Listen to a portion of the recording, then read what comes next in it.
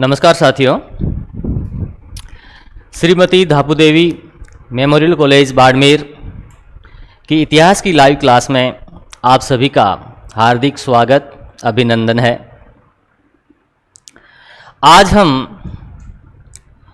BA प्रथम वर्ष के प्रथम प्रश्न पत्र के चैप्टर इकाई प्रथम का चैप्टर प्रथम पढ़ेंगे, प्राचीन भारतीय इतिहास के स्रोतों के बारे में। प्राचीन भारतीय इतिहास के स्रोतों के बारे में जानकारी से पूर्व एक संक्षिप्त सी जानकारी कि इतिहास क्या है और इसका अध्ययन करना क्यों आवश्यक है, इसके बारे में एक हल्की सी जानकारी कि इतिहास क्या है। इतिहास अतीत में घटित वे घटनाएं जिन्हें तथ्यों द्वारा प्रमाणित किया गया है या जिन्हें तथ्यों के द्वारा प्रमाणित किया जाता है वह इतिहास कहलाती है। यानी अतीत की ऐसी घटनाएं जो पूर्व में हुई है और जिन्हें तथ्यों के द्वारा हम साबित किया गया है, उसे प्रमाणित किया गया है, वह इतिहास कहलाती है। इतिहास की भिन्न भिन्न विद्वानों ने भिन्न भिन्न परिभाषाएं दी है, अपने अपने तरीके से इतिहास की अवधारणा को समझाने का प्रयास किया है। इन्हीं परिभाषाओं में से एक प्रसिद्ध परिभाषा E.H. कार की परिभाषा, जिन्होंने इतिहास को परिभाषित करते हुए लिखा है कि इतिहास अतीत और वर्तमान के बीच चलने वाला अनवरत संवाद है। यानी हम कह सकते हैं E.H. कार के अनुसार कि इतिहास अतीत और वर्तमान के बीच जो संवाद चलता है अनवरत रूप से, लगातार रूप से, उसे इतिहास कहा जाता है। इसी प्रकार विद्वान ब्यूरी ने लिखा है कि इतिहास विज्ञान है, न कम और न ज्यादा। अर्थात इतिहास विज्ञान है, न वो कम है और न ज्यादा है। एक और परिभाषा रोमिला थापर की, जिन्होंने लिखा है इतिहास को परिभाषित करते हुए कि इतिहास के बारे में जानकारी देते हुए या इसकी परिभाषित करते हुए लिखा उन्होंने, रोमिला थापर ने, कि अतीत के आईने पर जमे हुए धूल के कणों को हटाना इतिहास है। अर्थात अतीत के आईने पर जो धूल के कण जमे हुए हैं उनको हटाना इतिहास कहलाता है। इस प्रकार विभिन्न विद्वानों ने भिन्न भिन्न परिभाषाएं प्रस्तुत की है और इसकी अवधारणा को समझाने का प्रयास किया है। इतिहास का अध्ययन क्यों आवश्यक है, तो इतिहास का अध्ययन क्यों करना चाहिए, क्यों जरूरी है कि हम इतिहास का अध्ययन करें, तो इसके लिए भी कहा गया है कि जिस प्रकार हम अपने लक्ष्य को भेदने के लिए या एक तीर को लक्ष्य तक पहुंचाने के लिए धनुष की कमान को खींचकर कान के पीछे तक ले आते हैं और फिर तीर को छोड़ते हैं, उसी प्रकार इतिहास जानना बहुत आवश्यक होता है ताकि हम प्राचीन काल में क्या हुआ इसके बारे में जानकारी प्राप्त कर सकें, उसे समझ सकें और समझकर हम अपने वर्तमान और भविष्य को बेहतर बना सकें। अब आते हैं अपने टॉपिक पर, जो है प्राचीन भारतीय इतिहास के स्रोत। मोटे तौर पर इतिहास के स्रोतों को हम दो भागों में बांट सकते हैं, दो भागों में डिवाइड कर सकते हैं। प्रथम साहित्यिक स्रोत और पुरातात्विक स्रोत। साहित्यिक स्रोत में वह साहित्य आता है जो प्राचीन काल में लिखा गया या जिन यात्रियों ने लिखा वृत्तांत भारत का या दूसरे ग्रंथ लिखे गए, चाहे वो धार्मिक ग्रंथ हो या लौकिक ग्रंथ हो, कोई भी हो, तो वो साहित्यिक श्रेणी में आता है। दूसरा पुरातात्विक स्रोत, वे स्रोत जो खुदाई के दौरान मिले, जो पुरातत्व विभाग को प्राप्त हुए, उन्हें पुरातात्विक श्रेणी में रखा जाता है। तो अब हम पढ़ते हैं प्राचीन भारतीय इतिहास के स्रोतों के प्रथम पार्ट, साहित्यिक स्रोत के अंतर्गत। साहित्यिक स्रोत को हम तीन भागों में बांट सकते हैं।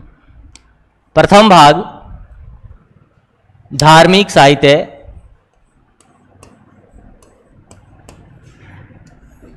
धार्मिक साहित्य।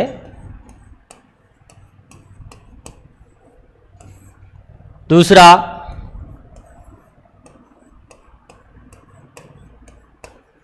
लौकिक साहित्य, लौकिक साहित्य। तीसरा विदेशी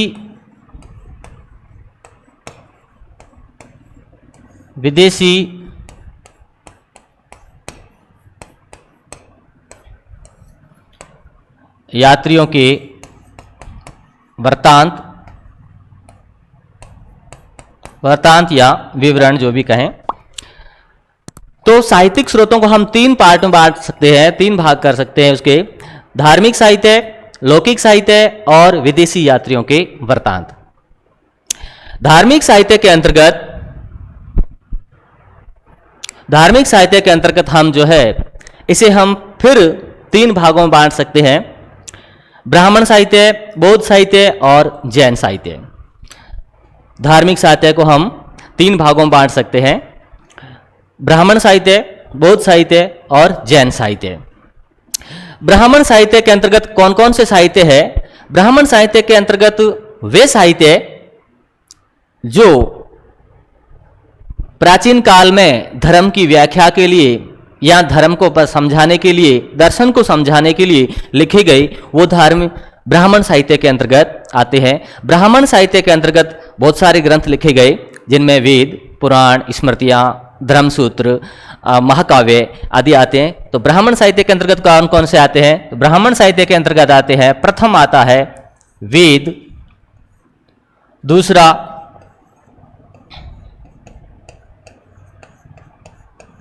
ब्राह्मण, तीसरा आरण्य, चौथा उपनिषद,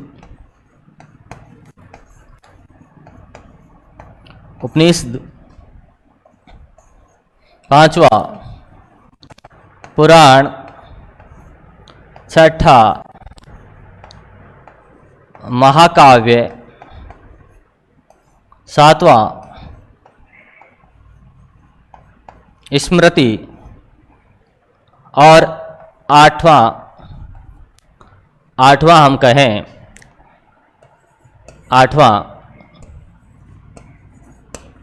धर्मसूत्र। ब्राह्मण साहित्य के अंतर्गत वेद, ब्राह्मण, आरण्य, उपनिषद, पुराण, महाकाव्य, स्मृति और धर्मसूत्र, ये सब ब्राह्मण साहित्य के अंतर्गत आते हैं, जिनमें धर्म की विवेचना की गई है, दर्शन को समझाया गया है और इसके साथ साथ बहुत सारी बातें बताई गई है जिनसे हमें प्राचीन भारतीय इतिहास के बारे में जानकारी प्राप्त होती है। हम प्राचीन भारतीय इतिहास को जान सकते हैं, या यूं कहें कि ये प्राचीन भारतीय इतिहास को जानने के स्रोतों के रूप में काम करते हैं। वेद, तो सर्वप्रथम आते हैं वेद पर। वेद विद धातु से बना है जिसका अर्थ होता है जानना और इसका सामान्य अर्थ होता है ज्ञान। वेद चार है और इनके संकलनकर्ता कृष्णद्वैपायन वेद व्यास थे। चार वेदों में प्रथम आता है ऋग्वेद, दूसरा सामवेद, तीसरा यजुर्वेद और चौथा अथर्ववेद।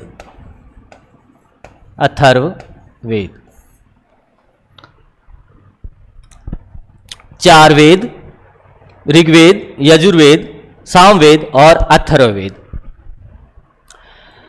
ऋग्वेद सबसे प्राचीन वेद है जिनमें आर्यों के भारत आने से पूर्व और आर्यों के भारत आने के बाद की जानकारियां प्राप्त होती है। उसके बाद यजुर्वेद, सामवेद, ये ऋग्वेद, यजुर्वेद, सामवेद ये वेद त्रयी के अंतर्गत आते हैं। चौथा अथर्ववेद जो बाद में लिखा गया, जिनमें कर्मकांड, जादू टोना, तंत्र मंत्र विद्या आदि के बारे में बताया गया है, बहुत सारी जानकारियां। तो इस प्रकार वेद चार, जिनसे प्राचीन भारत के इतिहास के बारे में जानकारियां प्राप्त होती है। सामवेद को संगीत का जनक कहा जाता है और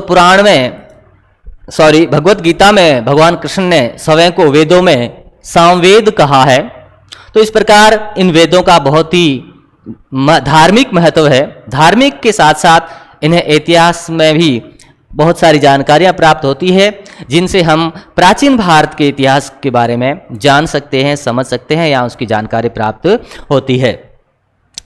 दूसरी बात करें ब्राह्मण ग्रंथ, तो इन वेदों को समझने के लिए, इनकी व्याख्या के लिए ब्राह्मण ग्रंथ लिखे गए। प्रत्येक वेद के ब्राह्मण ग्रंथ है। तो ब्राह्मण ग्रंथों की बात करें, इसका सामान्य अर्थ करें तो होता है ब्रह्म यानी यज्ञ और यण यानी व्याख्या। अर्थात ब्राह्मण का अर्थ होता है जो यज्ञों की व्याख्या करे उसे ब्राह्मण कहा जाता है। तो ब्राह्मण ग्रंथों में आता है ऋग्वेद के ब्राह्मण ग्रंथ में ऐतरेय, कौशितकी, यजुर्वेद का ब्राह्मण ग्रंथ शतपथ ब्राह्मण ग्रंथ, सामवेद का पंचवेद, अथर्ववेद का गोपथ, ये ब्राह्मण ग्रंथ है जिनके अंतर्गत बहुत सारी जानकारियां प्राप्त होती है, जो इतिहास को जानने के स्रोत के रूप में काम करती है। हालांकि ये धर्म ग्रंथ है, लेकिन धर्म के साथ साथ बहुत सारी जानकारियां प्रसंग के अनुसार दी गई है, जो इतिहास को जानने का स्रोत का रूप में काम आती है। अगली बात करें हम आरण्य की। आरण्य का मतलब होता है अरण्य यानी जंगल, यज्ञ यानी ज्ञान। आरण्य को हम अगर सही तरह से देखें तो अरण्य यानी जंगल, वन प्लस यज्ञ यानी ज्ञान, अर्थात जो जंगलों में प्राप्त किया गया ज्ञान उसे आरण्य कहते हैं।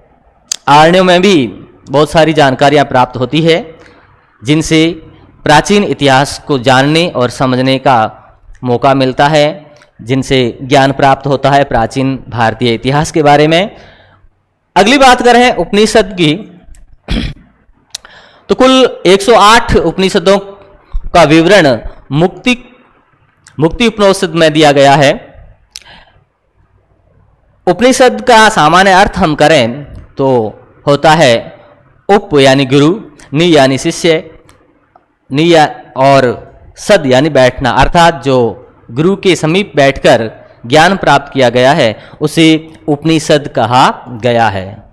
उपनिषद की बाद में अनेक प्रकार से इनको अनुवादित किया गया, उन उपनिषदों को, और मुगल काल में दारा शिकोह द्वारा 52 उपनिषदों का अनुवाद करवाया गया, और उन्होंने समय भी अकबर सिर नाम से अनुवाद किया, या सिर अकबर के नाम से उपनिषदों का अनुवाद किया, और दारा शिकोह की जो है उपाधि कलंदर सिकंदर कही जाती है, दी जाती है। अगली बात करें पुराण की, तो 18 पुराण हैं, मत्स्य पुराण, वायु पुराण, शिव पुराण। इन पुराणों में भी बहुत सारी जानकारियां हमें प्राप्त होती है, जिनसे हम प्राचीन भारतीय इतिहास के बारे में ज्ञान प्राप्त कर सकते हैं। तो ये एक स्रोत के रूप में काम आते हैं। महाकाव्य, हम सब जानते हैं कि 2 महाकाव्य जिनका हमारे हिंदू धर्म में या कहें सनातन धर्म में बहुत ही महत्व है, जो महाकाव्य कहलाए, प्रथम रामायण, दूसरा महाभारत।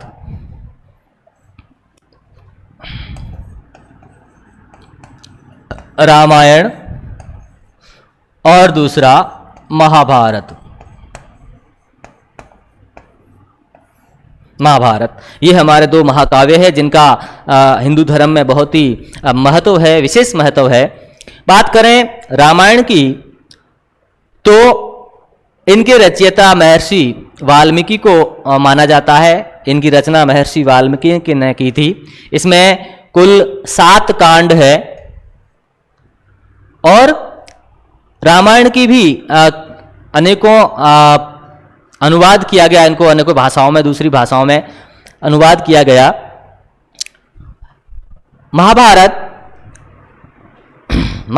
के रचयिता वेदव्यास माने जाते हैं, और महाभारत में भी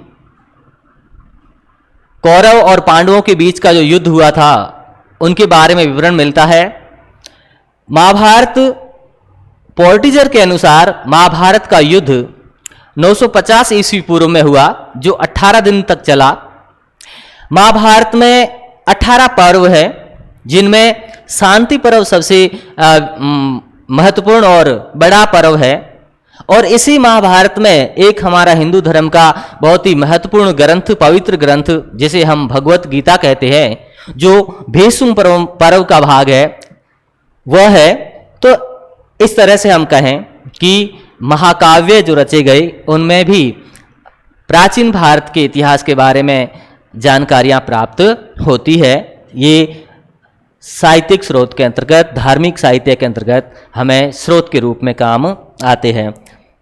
बात करें स्मृति की, स्मृतियां जैसे मनु स्मृति, देवल स्मृति, पाराशर स्मृति, याज्ञवल्क्य स्मृति लिखी गई। इनमें भी धर्म के साथ साथ बहुत सारी जानकारियां प्राप्त होती हैं, जो इतिहास को जानने में और समझने में सहायक सिद्ध होती है, एक स्रोत का काम करती है। सबसे प्राचीन स्मृति की बात करें तो मनु स्मृति है, जो मनु द्वारा लिखी गई, जिससे भारतीय विधि विधान भी कहा जाता है या जनक भी कही जाती है। मनु स्मृति में मनुष्य के भिन्न भिन्न वर्गों के अनुसार, वर्णों के अनुसार उसे बांटा गया है, उनका काम बताया गया है कि कौन से वर्ण को कौन सा काम करना चाहिए, और भी बहुत सारी जानकारियां मनु स्मृति में दी गई है। तो सबसे प्राचीन स्मृति जो कहें वो मनु स्मृति है, जिनका बहुत सारा महत्व भी है। धर्मसूत्र, 8वां पार्ट धर्मसूत्र। धर्मसूत्र के अंतर्गत स्रोत सूत्र, धर्मसूत्र और भी बहुत सारे 2-4 सूत्र आते हैं, जिनसे बहुत सारी जानकारियां, जैसे आपत्ति सूत्र, तो इसमें कहा गया है कि एक ब्राह्मण क्षत्रिय से विशेष होता है या महत्वपूर्ण होता है, ऐसी बहुत सारी बातें इनमें बताई गई है। तो इस प्रकार ये ब्राह्मण साहित्य के अंतर्गत वेद, ब्राह्मण, आरण्य, उपनिषद, पुराण, महाकाव्य, स्मृति और धर्मसूत्र, ये ब्राह्मण साहित्य के अंतर्गत आता है, जिनसे हमें प्राचीन भारतीय इतिहास के संदर्भ में जानकारियां प्राप्त होती है, या यूँ कहें कि प्राचीन भारतीय इतिहास को जानने के या समझने के एक स्रोत के रूप में काम आते हैं, जिनसे हम प्राचीन भारतीय इतिहास के स्रोतों के रूप में जानते हैं और उन्हें समझ सकते हैं। अगली बात करें तो आता है बौद्ध साहित्य। साहित्य के रूप में बौद्ध साहित्य, बौद्ध साहित्य में सबसे महत्वपूर्ण साहित्य वो त्रिपिटक है। प्रारंभिक बौद्ध साहित्य पाली भाषा में लिखा गया, उसके बाद संस्कृत भाषा में भी बौद्ध साहित्य लिखा गया। तो बौद्ध साहित्य में सबसे बड़ा महत्वपूर्ण होते हैं त्रिपिटक।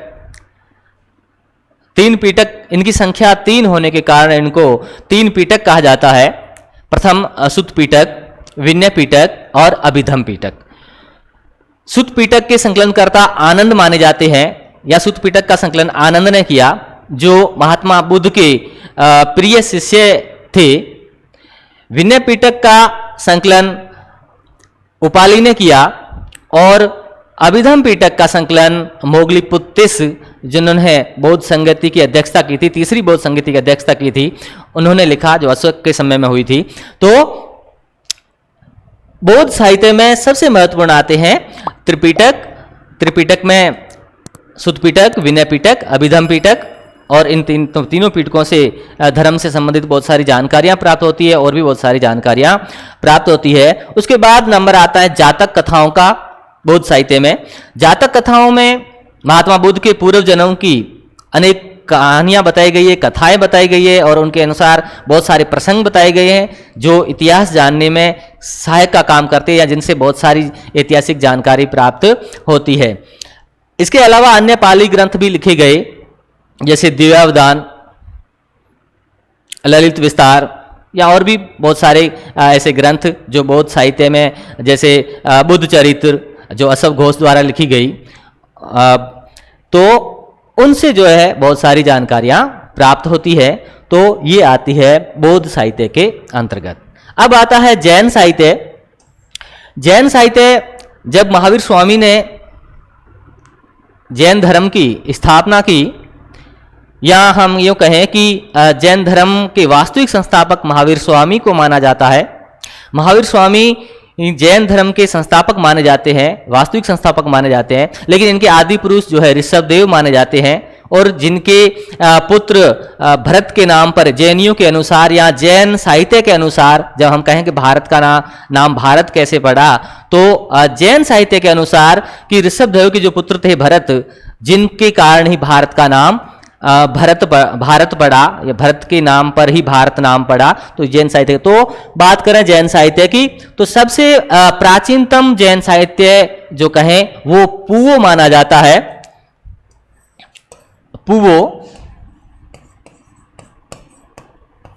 पूवो जिनकी रचना महावीर स्वामी स्वयं ने की थी।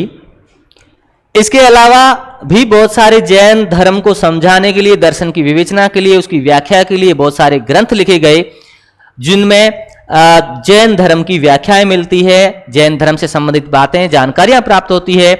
जैसे हम कहें भगवती सूत्र या भद्रबाहु चरित जिसे रतन नंदी ने लिखा, या कल्प सूत्र जिसे भद्रबाहु ने लिखा, और परिशिष्ट पर्वण जिसे हेमचंद्र ने लिखा। तो इनमें भी बहुत सारी जानकारियां मिलती है। जैसे भद्रबाहु चरित में ये जानकारी प्राप्त होती है कि सम्राट चंद्रगुप्त मौर्य भद्रबाहु के साथ दक्षिण में गए और वहीं पर ही अपना अंतिम समय बिताया या व्यतीत किया। तो इस प्रकार की बहुत सारी जानकारियां जो है इतिहास से संबंधित है, जो इन ग्रंथों के माध्यम से प्राप्त होती है। तो हम कह सकते हैं कि ये धार्मिक ग्रंथ, इनका धार्मिक महत्व तो है ही, लेकिन इनके साथ साथ इनका ऐतिहासिक महत्व भी है, क्योंकि इनमें धर्म के साथ साथ इतिहास से संबंधित बहुत सारी जानकारियां दी गई है, जो जानकारियां हमें इतिहास के स्रोत के रूप में काम आती है। अनेक विद्वान जो पाश्चात्य विद्वान हैं या कुछ भारतीय विद्वान ये कहते हैं, उनका मानना है और उन्होंने लिखा भी है कई बार कहीं जगह पे कि प्राचीन काल में भारतीयों को इतिहास लेखन की बुद्धि का अभाव था या इतिहास लेखन कला का अभाव था। तो ये सत्य प्रतीत नहीं होती है। जैसे मेगस्थनीज ने लिखा था कि प्राचीन भारतीयों को इतिहास लेखन के कला बुद्धि का अभाव है। इसी प्रकार जैसे अलबरूनी ने लिखा कि हिंदू घटनाओं की तिथि की तरफ ध्यान नहीं देते हैं, और जब उन्हें तिथि क्रम के बारे में पूछा जाता है तो वो इधर उधर की कहानियां सुनाने लगते हैं। तो ये जो बातें हैं वो सत्य प्रतीत नहीं होती है। हाँ, ये जरूर है कि ये मुख्य रूप से धार्मिक ग्रंथ है, लेकिन इन धार्मिक ग्रंथ होने के साथ साथ इनमें इतिहास से संबंधित बहुत सारी जानकारियां भरी पड़ी है, जो एक इतिहासकार के लिए या इतिहास के छात्र के लिए बहुत जरूरी होती है। और ये सारी जानकारियां जो है वो प्राचीन भारतीय इतिहास को जानने समझने के रूप में काम आती है और स्रोत का काम करती है। तो इस प्रकार हमने साहित्यिक स्रोत में पढ़ा धार्मिक साहित्य में पढ़ा ब्राह्मण साहित्य, बौद्ध साहित्य और जैन साहित्य। अब अगली बात करें लौकिक साहित्य की, तो लौकिक साहित्य में वे ग्रंथ जो धर्म पर तो नहीं लिखे गए, जिनमें धार्मिक विवेचना नहीं है, धर्म को नहीं बताया गया है, लेकिन उसके अलावा जैसे प्रशस्ति के रूप में, किसी राजा के बखान के रूप में, या सामाजिक व्यवस्था के ऊपर, या व्याकरण के ऊपर, ऐसे बहुत सारे ग्रंथ लिखे गए जो लौकिक साहित्य में आते हैं, जिसे धार्मेतर साहित्य भी कहा जाता है, उनकी श्रेणी में आते हैं। तो लौकिक साहित्य के अंतर्गत ऐसे बहुत सारे ग्रंथ आते हैं, जैसे पाणिनि की अष्टाध्यायी, पंतजलि का महाभाष्य, चाणक्य या जिसे कौटिल्य और विष्णुगुप्त भी कहा गया है उसका अर्थशास्त्र,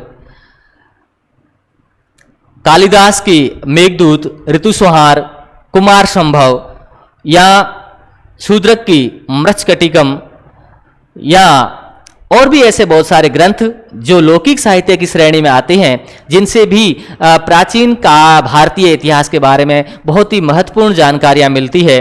जैसे बात करें राजतरंगिणी की, जो कल्हण ने लिखी थी, कल्हण द्वारा रचित, कल्हण रचित राजतरंगिणी।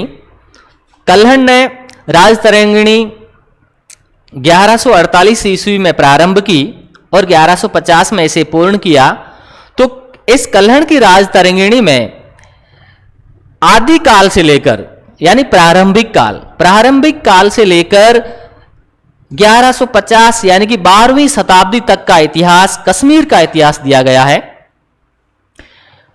इस राज तरंगिणी को प्रथम ऐतिहासिक पुस्तक होने का गौरव प्राप्त है, यानी इसे प्रथम ऐतिहासिक पुस्तक भी कहा जाता है। तो इस प्रकार इसमें जो अंतिम वर्णित शासक है, यानी राज तरंगिणी में जो अंतिम वर्णित शासक है, कई बार प्रश्न भी पूछा गया है एग्जाम में, कंपटीशन के एग्जाम में भी, कि राज तरंगिणी में अंतिम वर्णित शासक कौन है। तो जयसिंह जो नाम था, शासक था, वो इस राज तरंगिणी में अंतिम वर्णित शासक हैं। तो इस प्रकार राज तरंगिणी में कुल 8 तरंगे हैं और इसमें 8000 के करीब श्लोक है। तो इस प्रकार जो राज तरंगिणी की रचना की गई वो भी प्राचीन काल के इतिहास के बारे में जानकारी का स्रोत है, जिनसे हम जानकारी प्राप्त कर सकते हैं। इसी प्रकार बात करें अगर कौटिल्य या चाणक्य की अर्थशास्त्र की, तो अर्थशास्त्र में भी बहुत सारी जानकारियां, नाम से ये अर्थशास्त्र के जैसे इकोनॉमिक टाइप लगता है, लेकिन वास्तव में इसमें अर्थशास्त्र में नीति शास्त्र, राजनीति शास्त्र,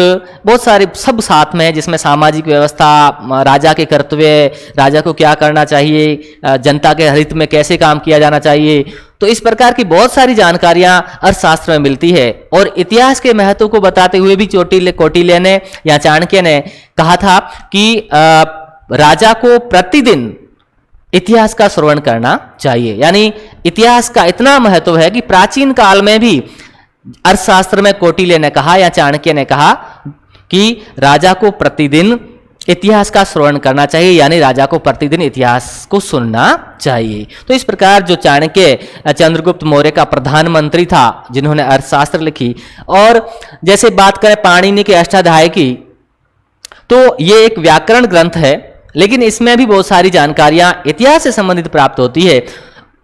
और भी बहुत सारे ग्रंथ बताए, जैसे कालिदास के ग्रंथ, कालिदास ने जो ग्रंथ लिखे, मालवाग्निमित्र या ऋतुसंहार या कुमार संभव, या और भी बहुत सारे ग्रंथ, मेघदूत, तो इनमें भी बहुत सारी जानकारियां प्राप्त होती है। ये सारे ग्रंथ जो लौकिक ग्रंथों की श्रेणी में आते हैं, जिसे हम लौकिक ग्रंथ कहते हैं, धर्मेतर ग्रंथ कहते हैं, जिनसे प्राचीन भारतीय इतिहास के बारे में बहुत सारी जानकारियां प्राप्त होती है और जो एक स्रोत के रूप में काम आते हैं। तो इस प्रकार धार्मिक साहित्य, लौकिक साहित्य।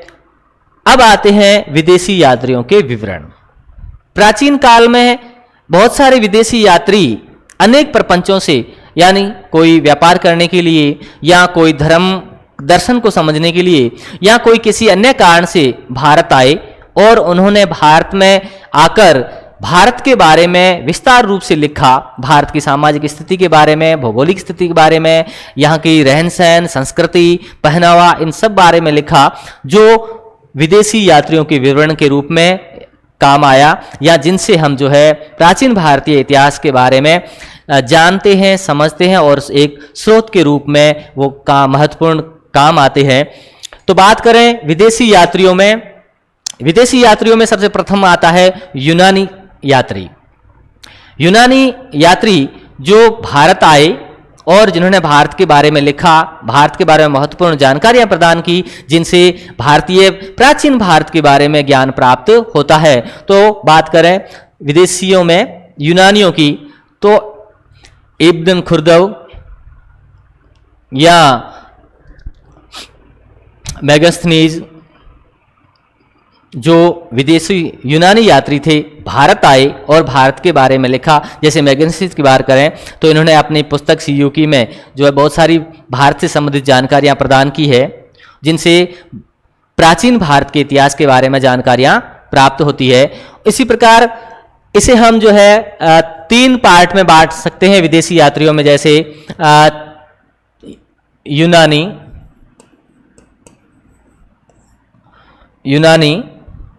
चीनी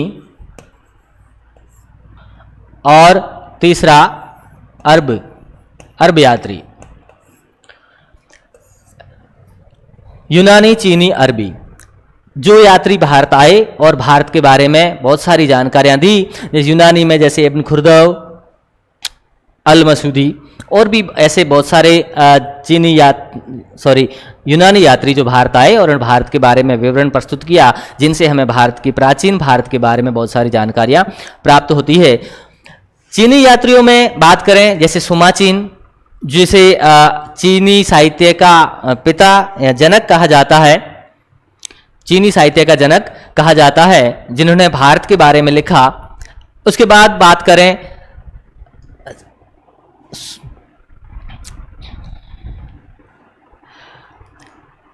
सुमाचीन के बाद की बात करें तो फायान जो भारत आया, चंद्रगुप्त द्वितीय के समय भारत आए, जिन्होंने भारतीय संदर्भ में बहुत सारी जानकारियां दी, भारतीयों के बारे में लिखा। तो फायान ने अपनी पुस्तक फाक्योकी में बहुत सारे वृत्तांत दिए हैं, बहुत सारा विवरण दिया है भारत के बारे में। और अगली बात करें जैसे हेनस्वांग की, तो हेनस्वांग हर्षवर्धन के शासनकाल में भारत आए, कई सालों तक यहाँ रहे। इनका चीनी यात्रियों का भारत आने का उद्देश्य बौद्ध धर्म या बौद्ध दर्शन की विवेचना करना था, उनको जानना और समझना था। तो इस कारण वो भारत आए और भारत के बारे में यहाँ रहे और भारत के बारे में बहुत सारी जानकारियाँ अपने ग्रंथों में दी। बात हेनस्वांग की कर रहे थे, तो हेनस्वांग जब भारत आए तो उस समय चीन में विदेश यात्रा करने का कानून नहीं था। जब हेनस्वांग ने अनुमति मांगी चीनी शासक ताऊ चीन से, तो उन्हें अनुमति नहीं मिली। तो हेनस्वांग चोरी छुपे भारत आए और यहाँ भारत में कई सालों लगभग 13-15 साल तक भारत रहे और यहाँ पर बौद्ध दर्शन का अध्ययन किया। और अध्ययन करने के बाद जब वे वापस गए, तब जो है इन्होंने ग्रंथ लिखा और उस ग्रंथ में भारत के बारे में बहुत सारी जानकारियाँ प्रदान की। उसके बाद इत्सिंग आते हैं जो 7वीं शताब्दी के अंत में आते हैं और अंतिम वर्णित चीनी यात्री के रूप में जाने जाते हैं, जिन्होंने बहुत सारी भारत के संदर्भ में जानकारियाँ प्रस्तुत की, जिनसे प्राचीन भारत के इतिहास के बारे में जानकारियाँ हासिल होती है, प्राप्त होती है। इसी प्रकार अरब यात्रियों की बात करें तो अरब देश का भारत से प्राचीन काल में ही व्यापारिक और सांस्कृतिक संबंध था। बहुत सारे सौदागर भारत आए और अपने व्यापार के साथ साथ यहाँ उन्होंने यात्रा वृत्तांत लिखे, जिनसे तत्कालीन भारत के बारे में बहुत सारी जानकारियाँ प्राप्त होती है।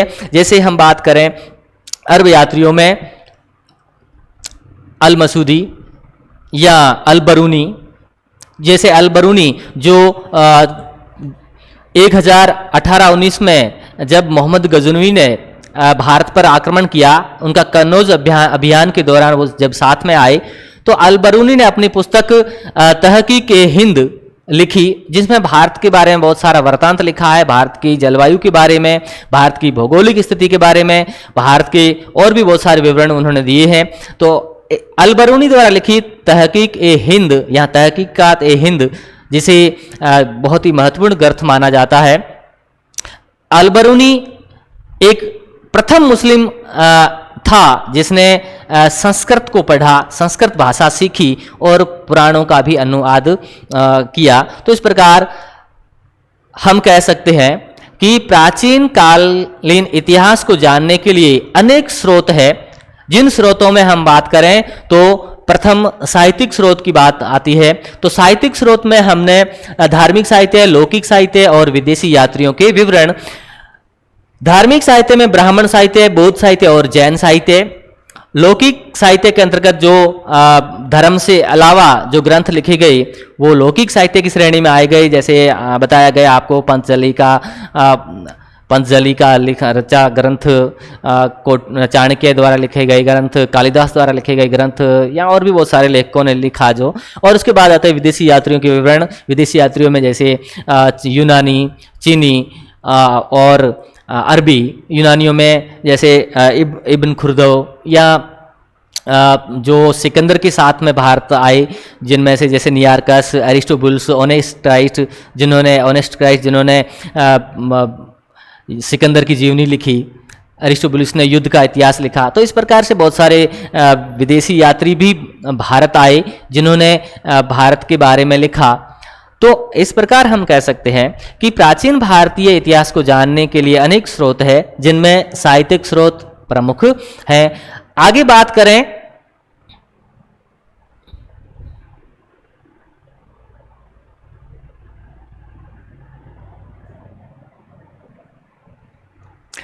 दूसरी भाग की, जिनमें पुरातात्विक स्रोत आते हैं। प्राचीन भारतीय इतिहास को जानने के प्रातात्विक स्रोत वे स्रोत जो खुदाई से प्राप्त हुए, जिनसे खुदाई से जो है प्राचीन काल के बारे में जो जानकारी के अवशेष मिले, जिन्हें पुरातात्विक स्रोतों की श्रेणी में रखा जाता है, जिनमें बहुत सारी जानकारी हम पढ़ेंगे। कौन कौन से प्राचीन स्रोत है, इस पुरातात्विक स्रोत है, जिनके बारे में हम विस्तार से जानेंगे अगली क्लास में। तब तक के लिए नमस्कार।